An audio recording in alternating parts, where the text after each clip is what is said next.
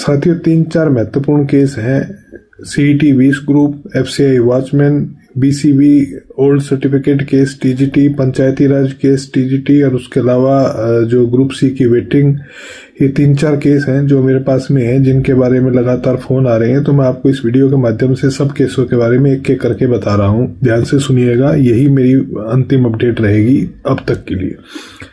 20 group Thursday को ही पता लगेगा कि फ्राइडे को प्रोनाउंसमेंट होगी या नहीं होगी। अपेक्षा करें क्योंकि लॉन्ग वीकेंड था तो 4 दिन का जज साहिब को टाइम मिला था, तो जज साहिबान का तो हो सकता है कि ऑर्डर लिखवा दिया गया हो। ऑर्डर लिखवाने से पहले कभी भी किसी को नहीं पता होता कि ऑर्डर के अंदर क्या लिखा गया है, स्टाफ को भी कभी पता नहीं होता। तो किसी भी प्रकार के यूट्यूब के किसी भी भ्रमित मैसेज से, बात से पूरी तरह से अपने आप को दूर रखें। लोग आपको दिग्भ्रमित करने का प्रयास करते हैं। स्टाफ को कुछ भी नहीं पता होता है, ना ही बताया जाता है, क्योंकि चैम्बर के अंदर फाइल रहती है या कोठी के ऊपर, जज साहिबान की कोठी के ऊपर जो है उनके रेजिडेंस के ऊपर फाइल रहती है। स्टाफ को नहीं पता होता क्या लिखा जा रहा है, क्या नहीं लिखा जा रहा है। सेक्रेटरी को शॉर्ट हैंड में लिखवाया जाता है, उनको ये आज्ञा नहीं होती कि वो ये बता दे कि ऑर्डर के अंदर क्या लिखवाया गया। और प्रोनाउंसमेंट जो है वहां पर ओपन कोर्ट के अंदर होती है और सील लिफाफा खोल करके ऑर्डर के ऊपर साइन किए जाते हैं, यानी कि लिफाफे को सील करने से पहले तक भी किसी को ये नहीं पता होता कि ऑर्डर क्या है। तो इसलिए कोई किसी भी प्रकार के कंफ्यूजन में आप ना रहें, जल्दी आपका फैसला आ जाएगा, चिंता मत करें, हम सुरक्षित रहेंगे। अब केस नंबर 2 है आपका FCI वॉचमैन।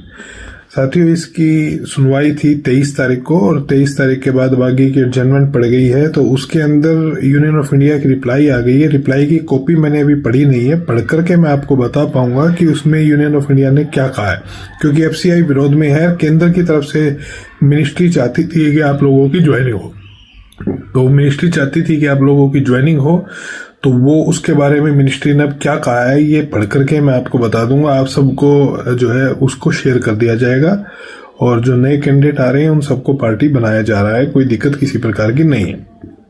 अब आ गया केस नंबर 3, TGT की भर्ती की और PGT की भर्ती की ओल्ड सर्टिफिकेट की पंचायती राज की जो सुनवाई थी उसका क्या रहा।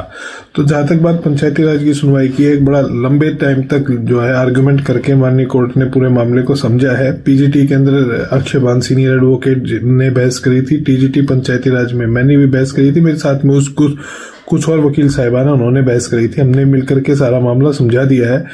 मान के चले कि अगली डेट के ऊपर ये कंक्लूजन तक जाएगा अभी हमने अपनी बात रखी है। अभी कोर्ट का कोई कंक्लूजन सामने नहीं आया है, ना ही कोई व्यू पॉइंट सामने आया है कि ये मामला किस तरफ जाएगा। हम अपनी तरफ से पूरी तरह से प्रयासरत हैं कि इसके अंदर कुछ ना कुछ आपके लिए लेकर के आए। अब अगली बात आती है group C waiting. Group C waiting 10 फरवरी तारीख है। मेरी कंटेम्प्ट के अंदर कमीशन को कंप्लायंस का एफिडेविट फाइल करना है। अपेक्षा करें कि अब की बार उसका एफिडेविट फाइल हो जाएगा और उसके अंदर आपको कोई ना कोई सकारात्मक चीज देखने को मिलेगी। किसी भी प्रकार की आपको चिंता करने की आवश्यकता फिलहाल नहीं है, क्योंकि मुझे लग रहा है कि कमीशन जो है वेटिंग की तरफ बढ़ रहा है।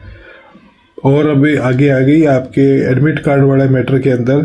साथियों बहुत सारे कैंडिडेट्स ने अभी तक फॉर्म नहीं भरे हैं, कृपया करके अपने फॉर्म भरें, क्योंकि कमीशन से मिली जानकारी के अनुसार आज दोपहर तक केवल 60 या 65 लोगों ने फॉर्म भरे थे। आपको प्रोविजनल परमिशन मिली हरियाणा पुलिस के लिए। अंतिम समय का वेट ना करें, अपने फॉर्म को भरें। बहुत बहुत धन्यवाद, आभार।